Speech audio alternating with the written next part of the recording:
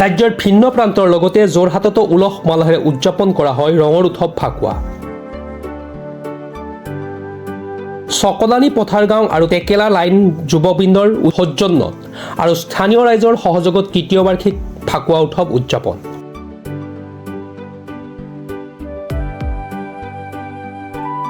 চকলানি পথাৰৰ মুকলি খেলপথাৰত বিভিন্ন কাৰ্যসূচীৰে ৰঙৰ উৎসৱটি উদযাপন কৰা হয়।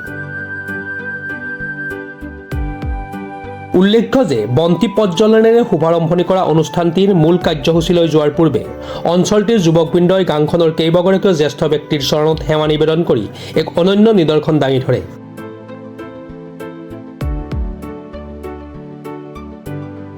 ইয়াৰ পাছতেই চকলাটিং চাহ বাগিচা মজদুৰ সংঘৰ প্ৰাক্তন সম্পাদক বিদ্যা বাউৰীৰ সভাপতিত্বত অনুষ্ঠিত হোৱা সভাত চকলাটিং চাহ বাগিচা মজদুৰ সংঘৰ প্ৰাক্তন সভাপতি মতিলাল পাচি, পৰশুৰাম বাউৰী, দেৰগাঁও সমষ্টিৰ চাহকোষৰ সভাপতি মতিলাল মিৰ্ধা, চকলাটিং চাহ বাগিচা নাৰায়ণপুৰৰ প্ৰাথমিকৰ সভাপতি ৰতনমাল উপস্থিত থাকি আজিৰ দিনটোৰ তাৎপৰ্য ব্যাখ্যা কৰে। ইয়াৰ পাছতেই স্থানীয় যুৱক যুৱতীসকলৰ মাজত বিভিন্ন খেল ধেমালি অনুষ্ঠিত কৰা হয়। উল্লেখ্য যে যুৱকসকলৰ মাজত অনুষ্ঠিত হোৱা কলগছত বগাই টেকেলি ভঙা খেল উপস্থিত ৰাইজে যথেষ্ট আপ্লুত কৰে। সাংস্কৃতিক অনুষ্ঠানেৰে সামৰণি পৰা অনুষ্ঠানটিৰ উদযাপন সমিতিৰ সভাপতি মিণ্টু মুৰাই সংবাদ মাধ্যমৰ আগত মন্তব্য কৰে যে গাঁওখনৰ সমূহ ৰাইজক আজিৰ দিনটোত একত্ৰিত কৰাৰ লগতে উৎসৱটিৰ পৰম্পৰা যাতে নৱপ্ৰজন্মৰ মাজত অটুট থাকে সেই উদ্দেশ্যে প্ৰতি বছৰে এই অনুষ্ঠানটি গাম্ভীৰ্যপূৰ্ণ আয়োজন কৰি আহিছে। প্ৰথমতে আমাৰ এই চকলানি টেকলা লাইনৰ যুৱকৰ দলক আমি সম্বৰ্ধনা জনাইছোঁ যাতে আমাৰ এই কাৰ্যসূচীটো আগবঢ়াই নিছে। তেওঁলোকে বহুত কষ্টৰ ভিত্তিত তেওঁলোকে পালন কৰিছে। আগন্তুক আমাৰ 3টা বছৰ পাৰ কৰিছে আৰু আমি আশা কৰোঁ যাতে তেওঁলোকে আজি এই 3টা বছৰ যেনেকৈ সুকলমে পাৰ কৰিছে আৰু আমাৰ আগৰ যিকেইটা বক্তব্য ডাঙৰীয়াসকল ৰাখিছে তেওঁলোকে যিটো কৈ গৈছে তেওঁৰে আমাৰ এটা আছে যাতে তেওঁলোকে যেনেকৈ কৈ গৈছে তেওঁলোকৰ আগত যাতে আমি আমাৰ এই নতুন প্ৰজন্ম উঠি অহাকেইটা আখৰে আখৰে যাতে পালন কৰি যায় আৰু লগত আমাৰ এই হলি নকি বা এই ফগুৱা নকি এই উৎসৱটো যাতে তেওঁলোকে বচাই ৰাখে। হয়, নমস্কাৰ। নিউজ 24 অসমক মই ধন্যবাদ জ্ঞাপন কৰিছোঁ।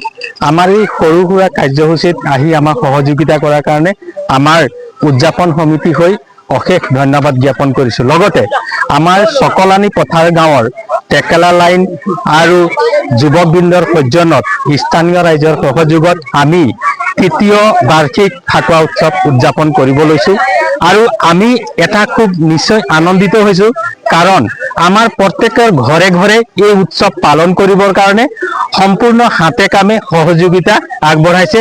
তাৰ কাৰণে মই প্ৰত্যেকক মোৰ ফালৰ পৰা আৰু আমাৰ ফাকুৱা উৎসৱ উদযাপন সমিতিৰ হৈ মই সকলোকে ধন্যবাদ জ্ঞাপন। মোৰ নিউজ 24 বন্ধুলৈ মই আন্তৰিক শুভেচ্ছা জ্ঞাপন কৰিছোঁ আৰু আমাৰ চকলানি পথাৰ গাঁৱৰ টেকলা লাইনৰ যুৱকবৃন্দৰ সৌজন্যত আৰু ৰাইজৰ সহযোগত আজি আমাৰ ফাকুৱা উদযাপন সমিতিৰ সদস্যসকল আৰু আমাৰ সভাপতি সম্পাদক তথা সমূহ ৰাইজ আজি একত্ৰিত হয় আজি আমাৰ টেকলা লাইন ফাকুৱা উদযাপন কৰা হৈছে।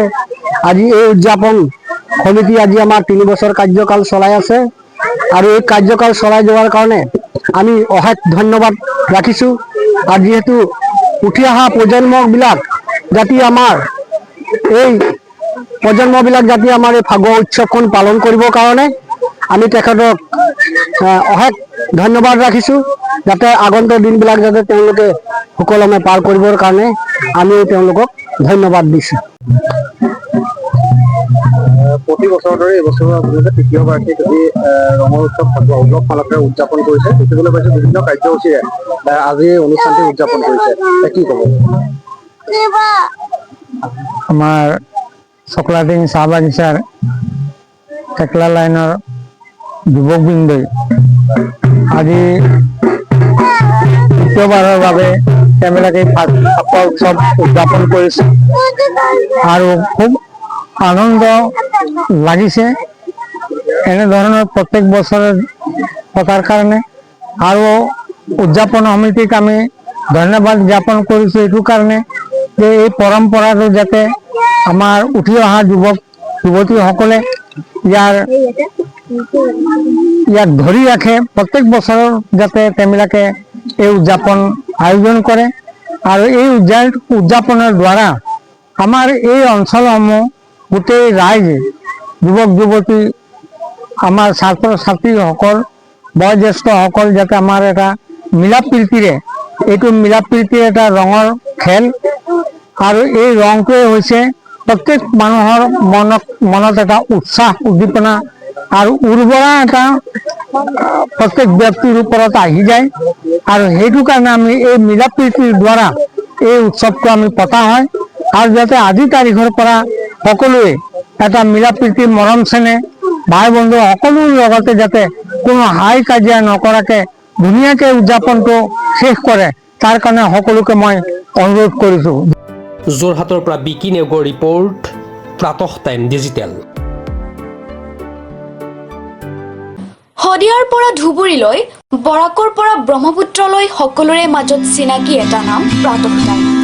থলুৱা ভাষা, কৃষ্টি আৰু সত্য বাতৰিৰ আধাৰত প্ৰতিষ্ঠিত খবৰ প্ৰাতঃ টাইমৰ প্ৰতিটো বা বাতৰি পুংখানুপুংখভাৱে চাবলৈ Facebook, YouTube, website, Twitter, Instagram আৰু ব্লগাৰ পেজত লাইক আৰু ফ'ল' কৰক।